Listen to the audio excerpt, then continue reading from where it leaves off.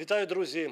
Нова брехня від держави-агресора. Good afternoon. A new portion of lies from the aggressor state in the media space of Russia, Europe and the whole world concerns the allegedly discovered testing ground in Mariupol for conducting experiments on children at the request of Western pharmaceutical companies.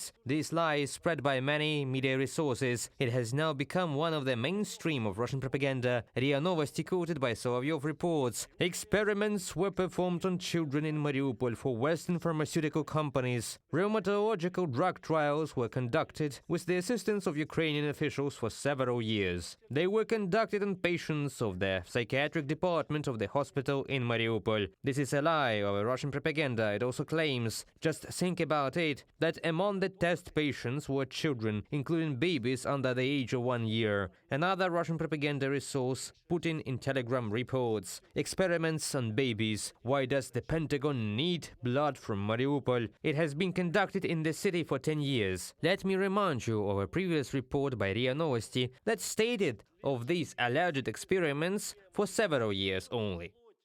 For 10 years, there was an intensive collection of biomaterial, blood and flesh of city residents between the ages of 0 and 70. The blood of infants was especially valuable. The blood and tests were sent to biolaboratories in the United States under temperature control, and it is clear what the purpose of all this was. Of course, so that the blood of the Slavs could be used to develop new types of biological weapons. I mean, another Russian propaganda resource says that these were not experiments of pharmaceutical companies, but actually biological terrorism, the production of weapons to attack the Slavic people, the Russians. And then another Russian propaganda resource, Genie from the test tube, which Solovyev also responds throughout the vast media space of Russia, claims that this is only one part of the exposed network, and that in Mariupol, while the city was under the control of Ukrainian authorities, it was allegedly a regional center for the collection and certification of the cholera pathogen, so the selected strains were sent to Kyiv and then to the United States. Why is there such an outbreak? It is clear that the approaching 2 years anniversary since the beginning of the full-scale invasion, and Mariupol is one of the symbols of this war that Russia has waged against Ukraine. In addition, a film about Mariupol has a high chance of winning film awards in the US. This in turn will influence the American establishment, the American voters, and may contribute to the allocation of American aid to Ukraine. Of course, in order to interrupt this media background, Russia is now planning information attacks about alleged crimes that Ukraine allegedly committed, but in fact never did, when this city was controlled by the Ukrainian authorities. And they are inventing a very sensitive topic for the world about biolabs, experiments on babies and so on. This is all a nonsense of Russian propaganda.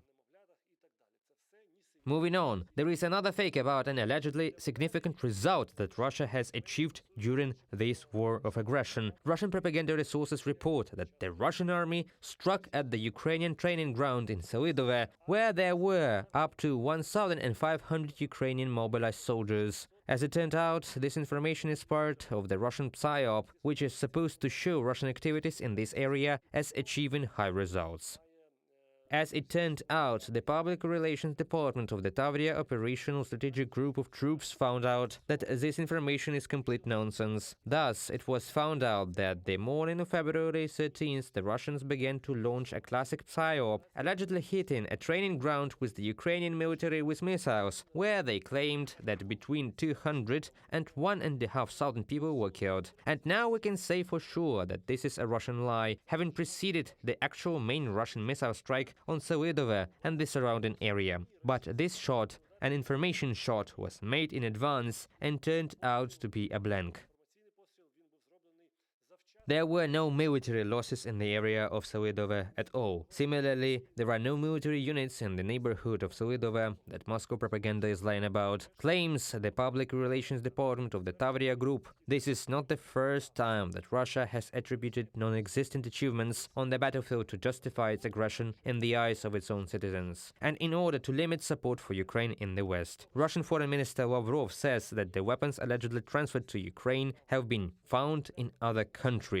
This weapon has been discovered not only in the Middle East. Illegal shipments have been recorded in Finland, Sweden, Denmark and the Netherlands. This is also complete nonsense, and even if we assume that something like this may have happened, there is a logical question that arises. Why would these weapons first be delivered to Ukraine and then returned to the countries from which they came from? This is another fake to reduce support for Ukraine in the world. Meanwhile, there is a fake date. Selydove reports the Russian exhibition celebrates an important date, 500 days since the return of the so-called DPR to Russia. Nonsense. There has been no return of the DPR to Russia. There is an occupation of these lands for which Russia is paying a huge price and which is in fact a genocidal war against Ukraine and the Ukrainian people. In turn, Russia will undoubtedly bear responsibility for this, while with these fakes about the alleged celebration of the date and fake referendum on the return of the DPR to Russia, they are simply trying to find at least some arguments why this war should continue. Moreover, even based on Russian propaganda, the entire Donetsk region is part of Russia, while in fact a significant part of the territory is controlled by the Ukrainian military, which defends it from the aggressor every day. Well, the Russian political elite, Russian propaganda continues to praise the interview of Russian President Putin with Tucker Carlson, and of course there are traditional comments by Dmitry Medvedev, a man who was once the president of Russia, now formally holds the position of the second person in the state, the chairman, or rather the deputy chairman of the Security Council of Russia, but resorts to their usual primitive, vulgar vocabulary when commenting on the information flow. So, commenting on this interview, Medvedev traditionally resorted to his usual trademark statements. Generally speaking, leaders of states usually do not speak out on the topic of interviews on their colleagues from other countries. Two of the biggest politicians of our time, the British Sunak and the German Scholz, whom Medvedev called Fritz, began to evaluate the Russian president's interview with Tucker Carlson. And then there's Medvedev's typical comment: there was a precise hit of the medication on the target, since some leaders of the Western world have developed long-term watery diarrhea. It is difficult to assess this vocabulary of one of Russia's leaders as anything other than the result of excessive consumption of strong alcoholic beverages. At this point, the only advice I can give is not to listen to Russian propaganda. There you can see worse horrors caused by brain inflammation in the heads of individual Russian leaders.